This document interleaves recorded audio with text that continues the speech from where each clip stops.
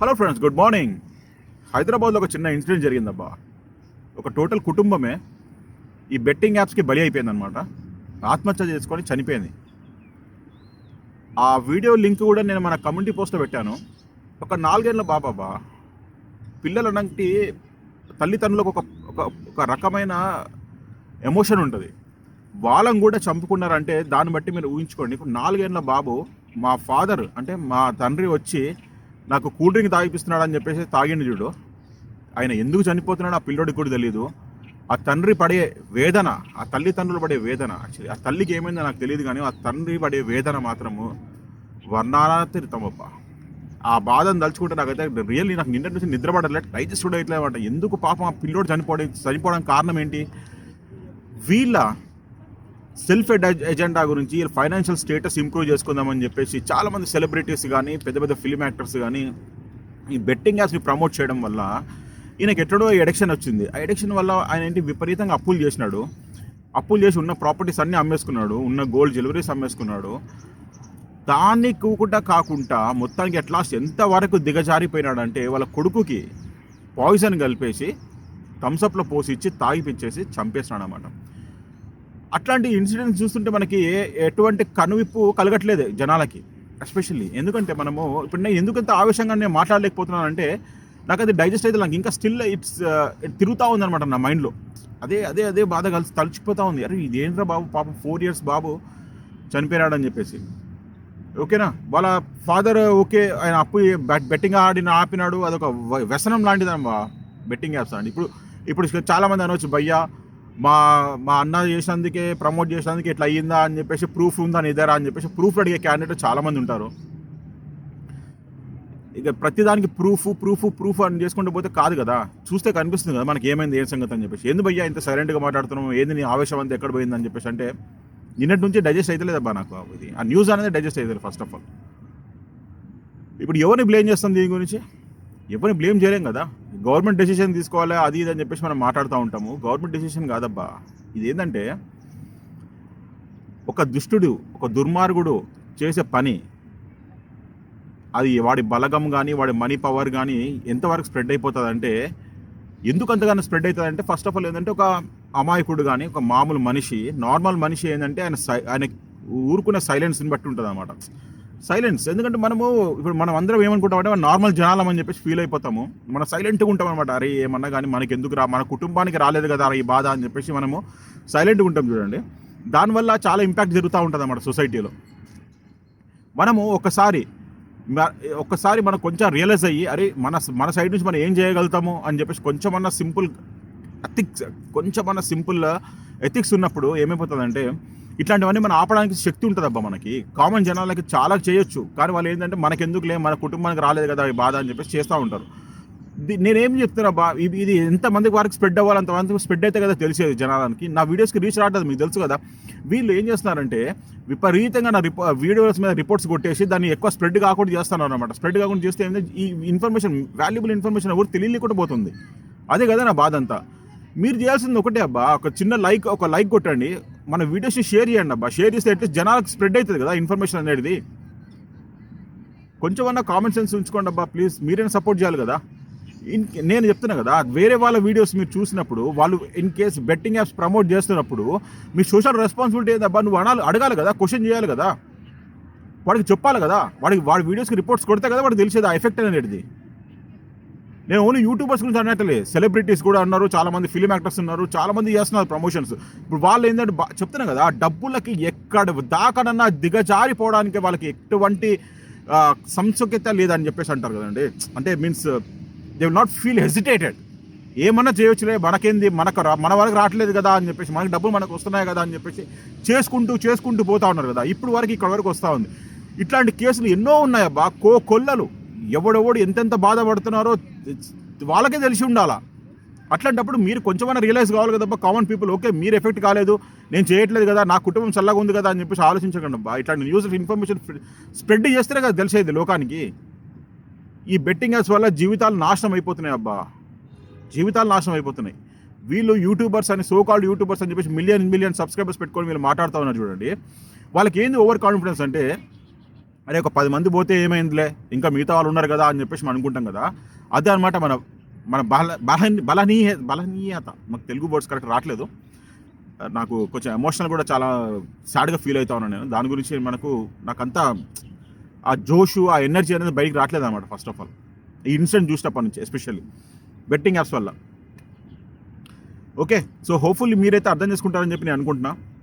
చూడండి, మీకు పాసిబిలిటీ అయ్యేంత వరకు మీరైతే చూడండి. నాకు తెలిసినంత వరకు చాలా మంది సపోర్ట్ చేస్తూ ఉన్నారు అబ్బా, గుడ్ కాస్ గురించి చాలా మంది సపోర్ట్ చేస్తున్నారు. కానీ మీరు ఎట్లీస్ట్ షేర్ చేయండి అబ్బా, వీడియోని షేర్ చేస్తే చాలా మంది తెలుస్తుంది యాక్చువల్లీ బెట్టింగ్ యాప్స్లో ఏం జరుగుతుంది, ఏం కథ అని చెప్పేసి. అది అది అది అంత ఈజీగా వదిలేది కాదు, మన సొసైటీని అంత ఈజీగా వదిలేది కాదు. అది ఏంటంటే గవర్నమెంట్ ఎన్ని డ్రాస్టిక్ స్టెప్స్ తీసుకున్నా కానీ వీళ్ళు ఏపీకే ఫైల్స్ని డౌన్లోడ్ చేయించి మరీ బెట్టింగ్ ఆడిపిస్తూ ఉన్నారు. వీళ్ళు అంతగానో ఇన్ఫ్లుయెన్స్ చేస్తున్నారు, ఎందుకంటే వాళ్ళకి విపరీతంగా డబ్బులు వస్తున్నాయని నా బాధ. కానీ వాళ్ళు ఏంటంటే వాళ్ళ వల్ల ఒక నార్మల్ మనుషుల జీవితాలు ఖరాబ్ అయిపోతున్నాయి అనమాట. జీవితాలను నాశనం చేసుకుంటా ఉన్నారు ఈ బెట్టింగ్ యాప్స్ వల్ల. వాళ్ళ ఆ పిల్లోడు ఏం చేశాడు అబ్బా నాకు అర్థం కాదు. 4 years పిల్లోడు ఏం చేశాడు, వాళ్ళ వైఫ్ ఏం చేసింది, వీడికి ఉన్న అడిక్షన్స్ వల్లనే కదా వాళ్ళు చనిపోవాల్సి వచ్చింది. చనిపోయే ఏజ్ ఆ పిల్లోడిది. ఎంత బాధ కలుగుతుందబ్బా, ఇంత దారుణమా. ఇప్పుడు ఎవరిని బ్లేమ్ చేస్తాం మనం, ఎవరిని బ్లేమ్ చేయలేము. ఎందుకంటే ఆయన ఎవరిని చూసి ఇన్ఫ్లుయెన్స్ అయినాడు అంటే చూసేది నేర్చుకుంటారు అబ్బా జనాలు. మనం ఇన్ఫ్లుయెన్స్ చేస్తున్నా కొద్దీ వాళ్ళు జనాలు ఇన్ఫ్లుయెన్స్ అవుతున్నారు కదా. ఇన్ఫ్లుయెన్సర్స్ కదా, వాళ్ళ రెస్పాన్సిబిలిటీ ఉండాలి కదా, సోషల్ ఎథిక్స్ ఉండాలి కదా కొంచెమన్నా. ఇప్పుడు దీని గురించి ఎవరు జస్టిఫై చేస్తారు, ఎవరు ఆన్సర్ చేస్తారు? అరే నా వీడియో చూడలేదు, నా వీడియో చూసి వచ్చాడా అనేది ప్రూఫ్ ఉందా అని చెప్పేసి మనం అడిగేటప్పుడు ఉన్నారు చాలా మంది. ఎందుకంటే వాళ్ళు కల్ట్ ఫ్యాన్స్ ఉంటారు కదా చాలా మంది. ఇప్పుడు చూద్దాం కల్ట్ ఫ్యాన్స్ వాళ్ళు ఏం కమెంట్ పెడతారు, ఏం సంగతి అనేసి. నన్ను ఆల్మోస్ట్ ఒక 10 days నుంచి ఒక రకమైన ట్రామాలో తీసుకెళ్ళిపోతా ఉన్నారు. ఏంటంటే నువ్వు ఎందుకు ఫైట్ చేస్తున్నావు, నీకెందుకు, నీ పని నువ్వు చేసుకోవచ్చు కదా, ఒక రకమైన ట్రామాలో తీసుకెళ్ళిపోతా ఉన్నారు వీళ్ళు. ఏదంటే ఒక హెరాస్మెంట్ అనమాట, ఒక రకమైన హెరాస్మెంట్. మీరు కమెంట్స్ చూస్తే మీకే అర్థమైపోద్ది. నన్ను హెరాస్ చేస్తున్నారు, నా ఫ్యామిలీ హెరాస్ చేస్తున్నారు, పాయింట్అవుట్ చేసి ఎందుకు నువ్వు మాట్లాడుతున్నావు దాని గురించి అని చెప్పేసి నా వీడియోస్కి రిపోర్ట్స్ కొడుతున్నారు. అక్కడ నా వీడియోస్ని రీచ్ లేకుండా చేస్తూ ఉన్నారు. ఎందుకంటే వాళ్ళ పర్సనల్ ఎజెండా, వాళ్ళ మనీ మోటివ్ గురించి వాళ్ళు ఇట్లా చేస్తూ ఉన్నారు. ఏందబ్బా ఈ కర్మ. మీరు మౌనంగా ఉన్నంత కాలం ఈ ఎదవలు ఇలానే చెలారేగిపోతూ ఉంటారు. డబ్బులకి గడ్డి తిన నా కొడుకులు వీళ్ళంతా. ఏం చెప్తారో ఏమో ఇంకా. ఓకే ఫ్రెండ్స్, ఈ వీడియో ఎంత మటుకే. సో హోప్ఫుల్లీ మీ సపోర్ట్ అయితే ఉంటుందని నేను కోరుకుంటున్నా. నేను చేసే good cause fight against betting apps గురించి మీరు కూడా మీ వంతు కృషి మాత్రం డెఫినెట్లీ చేయండి అబ్బా. ఒక చిన్న సోషల్ రెస్పాన్సిబిలిటీ అనేది 2 క్లిక్కులు మాత్రమే. ఒక లైక్, ఒక షేర్, అవి చేస్తే చాలబ్బా మీ సైడ్ నుంచి.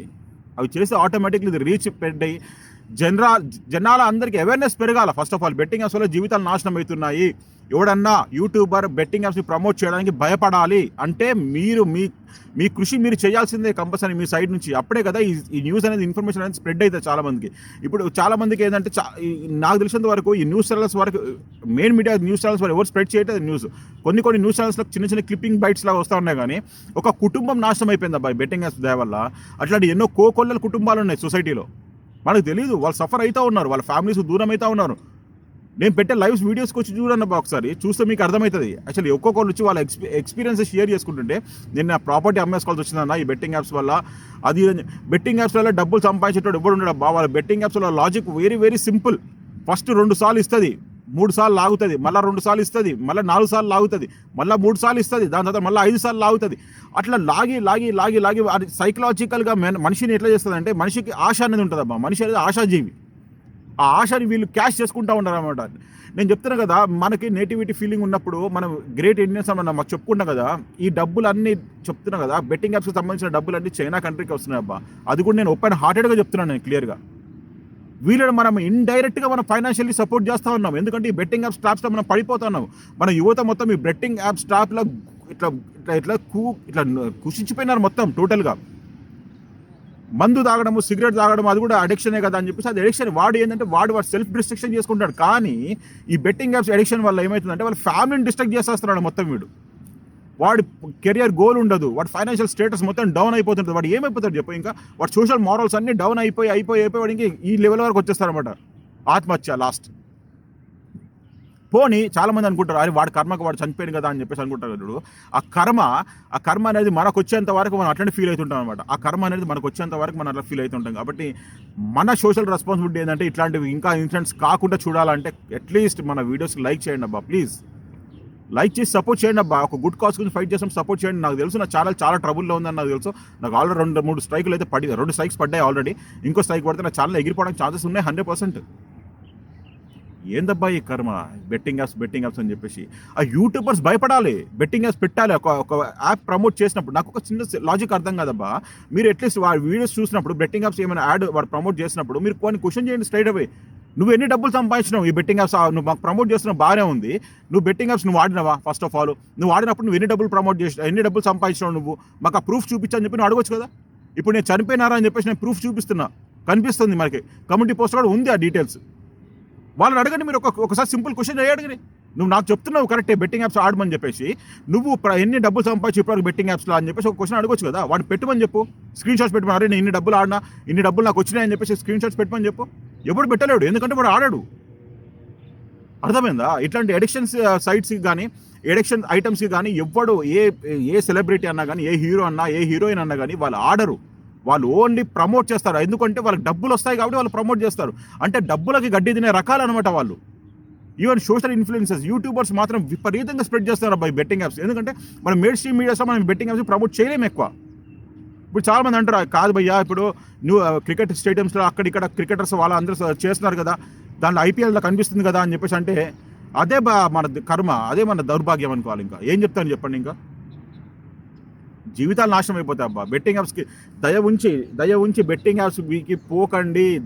బెట్టింగ్ యాప్స్ మీదకి పోకండి. బెట్టింగ్ యాప్స్ వల్ల చాలామంది సఫర్ అవుతున్నారు. నేను ప్రాక్టికల్గా చూసినా, ఎక్కడ చూసినా జనాలలో మీరు చూస్తే క్లోజ్గా అబ్జర్వ్ చేయండి. మొబైల్ పట్టుకొని వాళ్ళు గేమ్లు ఆడుతున్నారు అబ్బా. ఈ బెట్టింగ్ యాప్స్ ఆడుతున్నారు. పోతున్నాయి. సైకలాజికల్గా అది ఒక రకమైన ఎడిక్షన్. దాన్ని మనం కంట్రోల్ చేయలేము. సిగరెట్ అంటే 2-3 సిగరెట్ ఒక డబ్బాలు తాగుతాడు, 2 డబ్బాలు తాగుతాడేమో కానీ, మందు అంటే ఒక ఫుల్ బాటిల్ తాగుతాడేమో కానీ, ఈ బెట్టింగ్ యాప్స్ వల్ల ఫుల్ జీవితాలు నాశనం అయిపోతాయి. డబ్బులన్నీ పోతాయి వేస్ట్గా. వాడికి వచ్చే ప్రెషర్ ఏంటో నాకు అర్థం కాదు. ఇప్పటికి కూడా still I'm not able to understand what kind of pressure is getting when is losing money. Simple logic లేకుండా బెట్టింగ్ యాప్స్ ఆడి వాళ్ళ జీవితాలు నాశనం చేసుకుంటారు అబ్బా. దానికన్నా ఎక్కువ మాట్లాడాను. I'm not able to talk more. Okay అండి, ఈ వీడియో ఇంత మటుకే. మీకు కనుక మన వీడియోలు కనుక నేను చేసే కాజ్ కనుక మీకు నచ్చుతున్నట్టయితే ప్లీజ్ ఒక లైక్, ఒక షేర్ కొట్టి మన ఛానల్ సపోర్ట్ చేయండి. నా మోరల్ని కొంచెం బిల్డప్ చేయండి. I'm going in to lot of trouble అనమాట. ఈ మన ఛానల్ కూడా ట్రబుల్లో ఉంది, రీచ్ పెరగట్లేదు. It's going in to lot of issues. So hopefully మీరు అర్థం చేసుకుంటారని చెప్పి నేను అనుకుంటున్నా. ఓకే అండి, ఈ వీడియోలు ఇంత మటుకు. By, have a nice day. జై హింద్.